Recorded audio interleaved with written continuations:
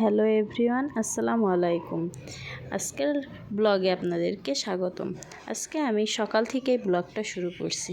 দেখেন কত সুন্দর সূর্য উঠে গেছে এবং সূর্যের তাপটা এত সকালেও প্রচণ্ড তাপ।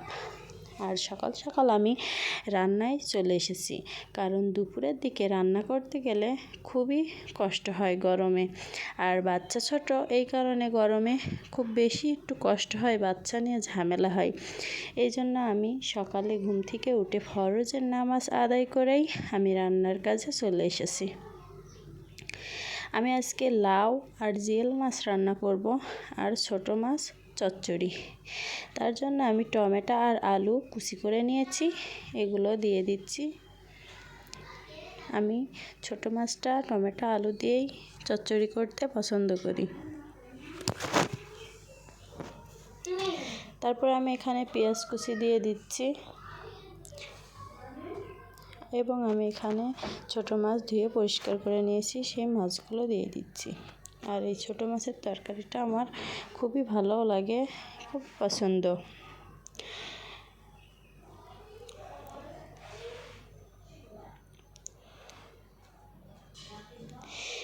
এই যে আমি এখানে একটু সরিষার বাটা দিয়ে দিচ্ছি এবং জিরা বাটা দিয়ে দিচ্ছি। আমি সব মশলা দিয়ে সুন্দরভাবে দিয়ে হাতে মাখা ভাব করে মাছ চচ্চড়ি করব।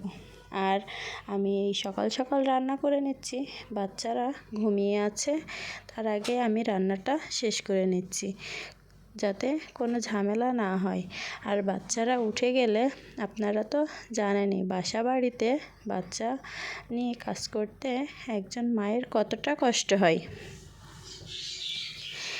এই জন্য বাচ্চারা ঘুমিয়ে থাকতে থাকতে আমি রান্নাটা শেষ করে নিচ্ছি।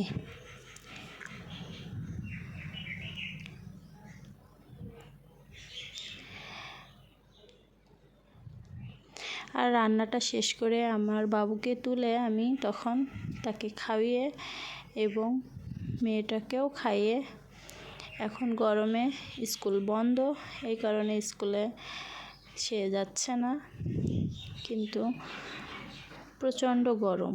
এই গরমে কিভাবে বাইরে যাবে, এটাই, বাইরে গেলে তো অসুস্থ হয়ে পড়বে। আর যারা গরমে বাইরে যান তারা সবাই খুব সেফভাবে চলবেন।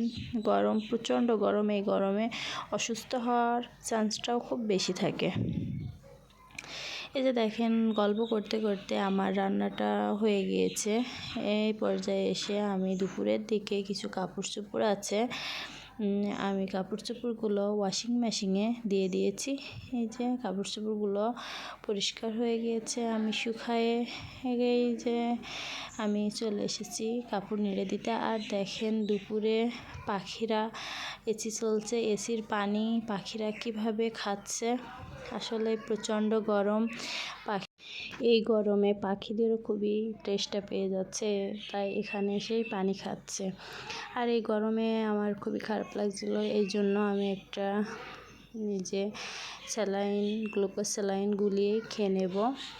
আর আমার এই ভিডিওটা শেষ পর্যায়ে আপনাদের যদি ভালো লাগে তাহলে অবশ্যই আমাকে লাইক কমেন্ট করবেন এবং শেয়ার করে ফলো করে আমার পাশে থাকবেন ইনশাল্লাহ।